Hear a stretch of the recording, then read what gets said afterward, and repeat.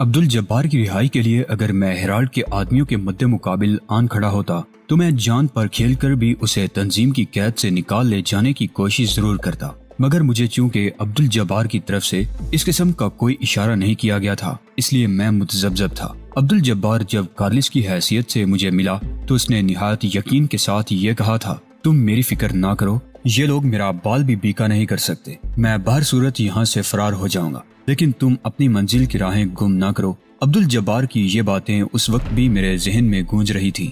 Harold کی کار bone شہر کی طرف دوڑ رہی تھی اور خیالوں ہی خیالوں میں اپنے باپ سے ہم کلام تھا۔ مجھے یوں محسوس ہو رہا تھا جیسے وہ کہہ رہا ہو، بیٹے تم میری فکر نہ کرو، تم نے اپنی ذمہ داری ڈاکٹر تنویر کو برآمد کر کے لانے کی ذمہ داری قبول کر کے میرا تمام بوجھ اٹھا لیا ہے۔ تمہاری تنظیم کے یہ ہیرالڈ اور یہ پیٹرسن، یہ سب میرے آزمائے ہوئے ہیں۔ عقل کا تقاضا یہی تھا کہ میں عبد الجبار کو اس کے حال پر چھوڑ دوں، جبکہ میرا دل میرے باپ کو تنظیم کے درندوں کے درمیان چھوڑ کر جانے پر آمادہ نہیں ہو رہا تھا۔ میں نے سوچا کہ مجھے دل کی بات مان لینی چاہیے، کہیں ایسا نہ ہو کہ جس رشتے کی وجہ سے میرا بچپن اور لڑکپن تلخیوں کی آماجگاہ بنا رہا، میرا مستقبل اس رشتے کی محرومی سے تعبیر ہو جائے۔ مگر عبد الجبار کو ہیرالڈ کی شکارگاہ سے کس طرح نکالوں؟ میرے پاس صرف آج کی رات ہے۔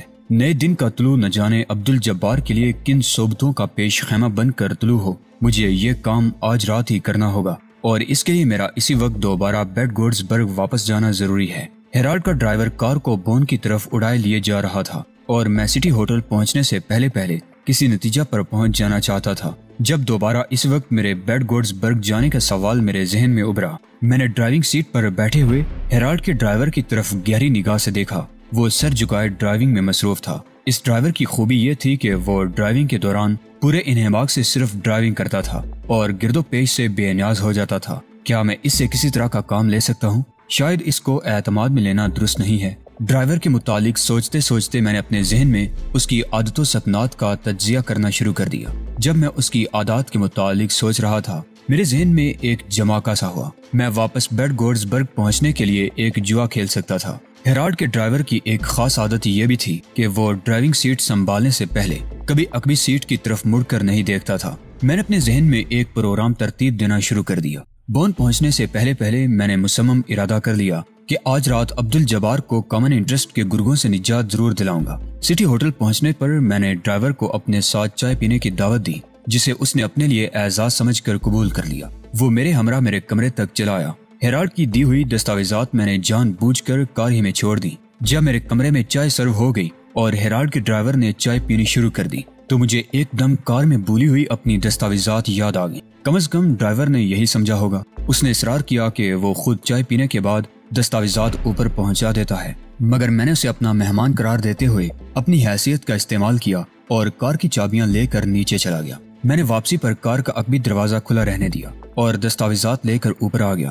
جب ہیرالڈ کا ڈرائیور چائے پی کر واپسی کے لیے رخصت ہوا تو اس کے فوراً بعد میں بھاگتا ہوا عقبی راستے سے ہوٹل سے باہر نکلا اور سیدھا کار پارکنگ کی طرف بڑھتا چلا گیا۔ عقبی دروازے سے ہوٹل کی کار پارکنگ نسبتاً قریب پڑتی تھی۔ جب ہیرالڈ کا ڈرائیور اپنی سیٹ پر بیٹھنے کے لیے کار کی چابی لگا رہا تھا، میں اگلی نشست اور عقبی سیٹ کے درمیانی خلا میں سمٹ چکا تھا۔ اب ہیرالڈ کے ڈرائیور کی زندگی کا انحصار اس بات پر تھا کہ وہ حسب عادت ڈرائیونگ کرتا اور پیچھے مڑ کر بالکل نہ دیکھتا، اور اس نے بون سے بیڈ گورڈز برگ تک یہی کیا بھی۔ جب کار بیڈ گورڈز برگ کی طرف اڑی جا رہی تھی، میں آنے والے لمحات کے بارے میں سوچ رہا تھا۔ میں نے بہت بڑا خطرہ مول لیا تھا۔ میرا یہ اقدام نہ صرف میرے لیے خطرناک ہو سکتا تھا، بلکہ میری طرف سے عبد الجبار کی رہائی کی کوشش میں ناکامی خود عبد الجبار کی موت کا باعث بھی بن سکتی تھی۔ اگر وہاں میری موجودگی کی خبر ہو جاتی تو یقیناً میرے تمام عزائم خاک میں مل جاتے۔ مجھے تنظیم کی کامیابی کے سامنے کسی فرد واحد کو اہمیت نہیں دینی چاہیے تھی، لیکن میں اپنے دل کی بیکلی کا کیا کرتا؟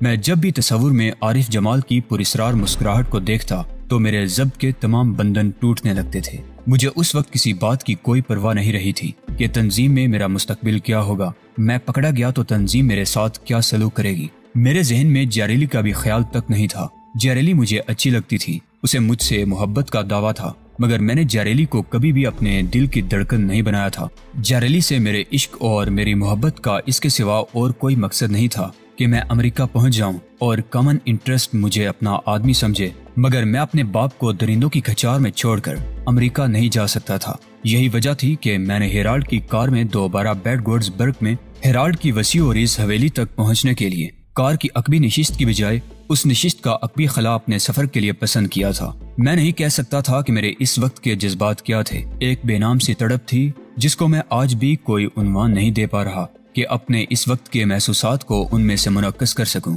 15 سال تک زندگی اور موت کا کھیل کھیلنے، آگ اور بارود میں سانس لینے اور جسم و جان کی توانائیوں سے اپنی طاقت سے کہیں زیادہ بڑے کام کرنے کے بعد آج جب میں نے اپنی سرگزشت کو الفاظ کا پیرہن پہنانے کے لیے قلم اٹھایا ہے تو نوکے قلم سے صفحہ کرتاس پر ابھرنے والی بے ربط لکیریں بالکل اسی طرح ٹیڑھی میڑھی اور الجھی ہوئی ہیں جس طرح میری سرگزشت کا ہر باب بے ربط اور بغیر کسی عنوان کی کسی صحرا میں اگی ہوئی خضر و گاز کی طرح پھیلتا پھولتا رہا ہے۔ کار ہیرالڈ کی حویلی کے اندر بڑھتی چلی گئی۔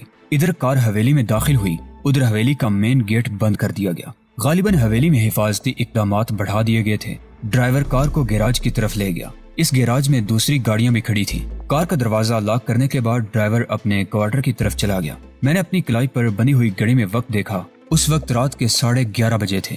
گویا ابھی میرا کار سے باہر نکلنے کا وقت نہیں آیا تھا۔ ابھی عمارت کے مکین جاگ رہے تھے۔ کمروں میں جا بجا روشنی اس بات کی غماز تھی کہ کمروں کے مکین ابھی سوئے نہیں تھے۔ میں نے سر اٹھا کر ادھر ادھر دیکھا۔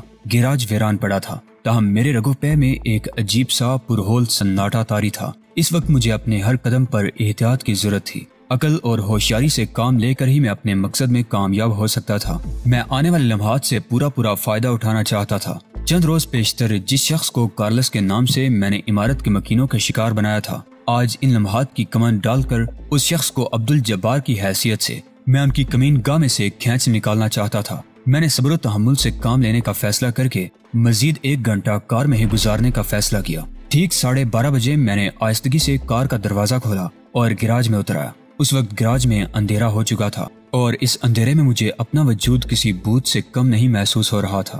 گیراج کے آگے روشن پورچ تھا۔ اس پورچ میں ایک رائفل بردار شخص ٹہلتا ہوا کبھی دور تک چلا جاتا اور کبھی گیراج تک بڑھا تھا۔ پورچ کے آگے مختلف کمرے بنے ہوئے تھے اور ان کمروں کے بیچ میں سیدھی سڑک دور تک چلی جاتی تھی اور آگے جا کر کوریڈور 2 حصوں میں تقسیم ہو جاتی تھی۔ ایک حصہ مین گیٹ کی طرف چلا جاتا تھا اور دوسرا حصہ عمارت کے پچھواڑے کی طرف گھوم جاتا تھا۔ مجھے اس بات کی قطعاً خبر نہیں تھی کہ عبدالجبار کو کس جگہ رکھا گیا ہے۔ میرا کام بہت زیادہ تھا اور میرے پاس وقت بہت کم۔ رائفل بردار گیراج تک بڑھانے کے بعد واپس پلٹنے کے لیے مڑا تو میں بلی کی طرح اچھل کر اس کے عقب میں جا پہنچا۔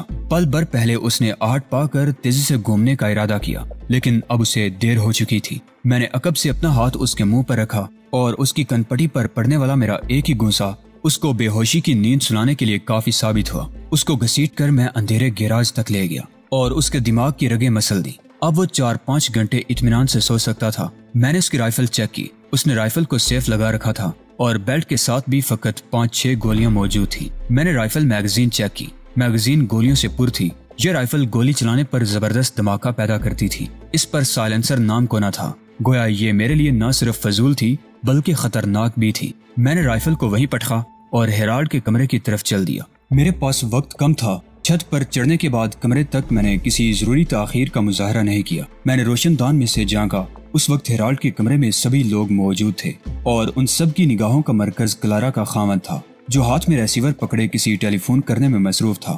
وقفے سے وہ کریڈل پر انگلیاں مار مار کر دوسری طرف سلسلہ نہ مل سکنے کی بیزاری کا اظہار کر رہا تھا۔ تقریباً 10 منٹ بعد اس کا سلسلہ کسی سے ملا تو اس نے اپنے مخاطب کو عبدالجبار کی گرفتاری کی خبر سنائی۔ اس کی باتوں سے میں نے اندازہ لگایا کہ وہ پیٹرسن سے مصروف گفتگو ہے۔ میری ذات بھی موضوع بحث آئی اور میرے بارے میں یہ فیصلہ ہوا کہ مجھے علل صبح فرانس جانے کے لیے مجبور کیا جائے گا۔ اس نے ریسیور کریڈل پر رکھا تو سبھی لوگ سونے کے لیے پر تولنے لگے۔ میرے لیے بہتر یہی تھا کہ میں ان کے باہر آنے سے پہلے اس جگہ کو چھوڑ دیتا۔ میں نے احتیاط سے کام لیتے ہوئے دونوں کارنرز پھلانگے اور چھت پر پہنچ گیا۔ ان لوگوں کی باتوں سے مجھے اس کے سوا کچھ حاصل نہ ہوا کہ مجھے جرمنی سے فرانس بھیج کر عبدالجبار کی میرے ہاتھوں سے رہائی کے امکان کو ختم کرنا چاہتے تھے۔ مجھے کچھ پتہ نہیں چل سکا تھا کہ عبدالجبار کو انہوں نے کہاں رکھا ہوا ہے۔ میں تقریباً 10 منٹ تک چھت پر کھڑا سن گن لیتا رہا۔ رائفل بردار کی وہاں غیر موجودگی کا غالباً سرسری سا نوٹس لیا گیا۔ شاید یہ سوچ لیا گیا ہوگا کہ وہ ادھر ادھر گھوم پھرا ہوگا۔ اگر یہ لوگ اس کی غیر موجودگی کو سنجیدگی سے لیتے تو یقیناً میری موجودگی کا راز واشگاف ہو سکتا تھا۔ جلدی میں نے اندازہ لگایا کہ اب یہ لوگ اپنے اپنے کمروں میں جا چکے ہیں۔ میں چھت سے اترنے کا ارادہ کر ہی رہا تھا کہ میری نظر نیچے ایک شخص پر پڑی۔ یہ شخص روشنی میں تھا اور غور سے صحن کے فرش کو دیکھ رہا تھا، جبکہ باقی لوگ اپنے اپنے کمروں میں سونے کے لیے جا چکے تھے۔ جو ہی یہ شخص سیدھا کھڑا ہوا، میں نے فوراً پہچان لیا، یہ کرسٹوف تھا۔ سر کی پٹیوں کو اس نے ہیڈ سے چھپایا ہوا تھا۔ کرسٹوف تشویشناک نظروں سے ادھر ادھر دیکھ رہا تھا۔ غالباً ہیرالڈ نے کرسٹوف کی ڈیوٹی لگائی تھی کہ وہ رائفل بردار کو تلاش کرے، اور کرسٹوف کی ڈیوٹی لگا کر وہ خود سونے کے لیے جا چکا تھا۔ ادھر ادھر دیکھنے کے بعد کرسٹوف ایک بار پھر نیچے فرش کو جھک کر دیکھنے لگا اور پھر اسی انداز میں آگے بڑھنے لگا۔ میں نے رائفل بردار کو اسی سمت گھسیٹ کر اندھیرے میں کیا تھا۔ کرسٹوف غالباً اس کے گھسیٹے جانے کے نشانات کو دیکھ چکا تھا۔ مجھے جو بھی کرنا تھا کرسٹوف کے بے ہوش رائفل بردار تک پہنچنے سے پہلے کرنا تھا۔ میں چھت سے اترا اور دھڑکتے دل کے ساتھ کرسٹوف کے عقب میں جا پہنچا۔ اتنی دیر میں وہ بے ہوش شخص تک پہنچ چکا تھا۔ اس کے منہ سے نکلنے والی گٹی گٹی سی چیخ مجھے صاف سنائی دی۔ چیخ اس کے حلق سے رائفل بردار کو بے ہوش دیکھ کر نکلی تھی۔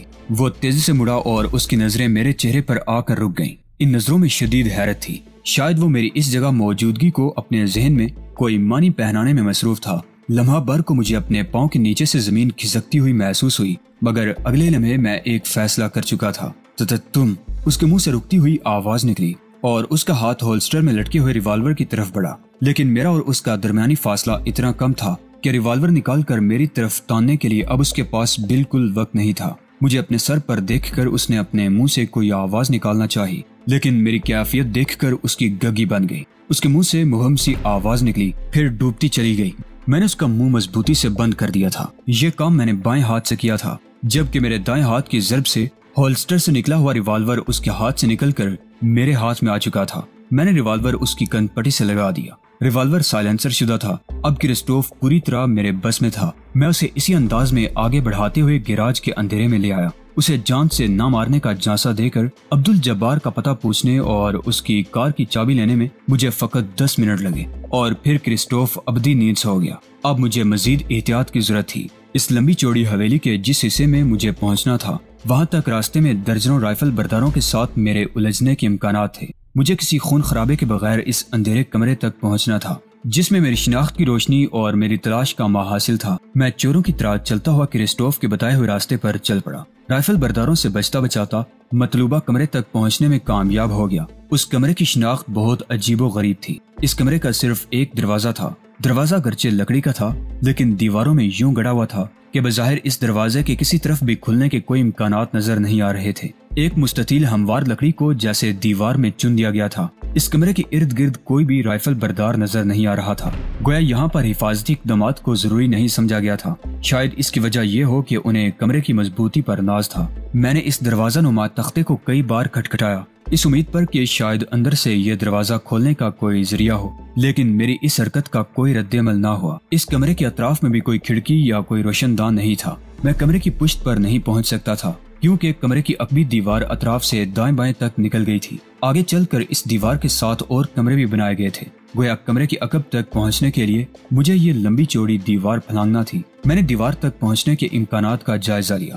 دیوار اس قدر بلند تھی کہ میں بلند چھلانگ لگا کر بھی دیوار کے اوپری سرے کو پکڑنے میں کامیاب نہیں ہو سکتا تھا۔ میں اس کمرے سے بہت دور جا کر ایک برآمدہ نما پورچ سے چھت پر چڑھنے میں کامیاب ہو گیا۔ وہاں سے دوبارہ واپس آتے ہوئے میں نے دیوار کی دوسری جانب جھانکا۔ اس وقت میں کافی بلندی پر تھا۔ میں دوسری طرف چھلانگ لگانے کو تو لگا سکتا تھا، لیکن میرے دوبارہ اوپر آنے کے امکانات صفر تھے۔ میں نے فیصلہ کیا کہ مجھے مطلوبہ کمرے کی چھت پر پہنچ کر نیچے جھانکنا چاہیے کہ ادھر کوئی دروازہ یا کھڑکی وغیرہ موجود ہے یا نہیں۔ اگر ادھر کوئی دروازہ یا کھڑکی نہیں ہے تو میرا دوسری طرف چھلانگ لگانا بالکل فضول تھا۔ اب میں نوکدار دیوار کے اوپر بیٹھ کر آگے کھسکتا ہوا مطلوبہ کمرے کی چھت پر پہنچنے میں کامیاب ہو گیا۔ میں نے چھت سے نیچے جھانکا تو مجھے سخت مایوسی ہوئی۔ ادھر کوئی دروازہ یا کھڑکی نہ تھی، تاہم چھت میں سطح سے تقریباً 1 فٹ نیچے ایک چھوٹا سا روشن دان نما چوکور خانہ سا بنا ہوا تھا۔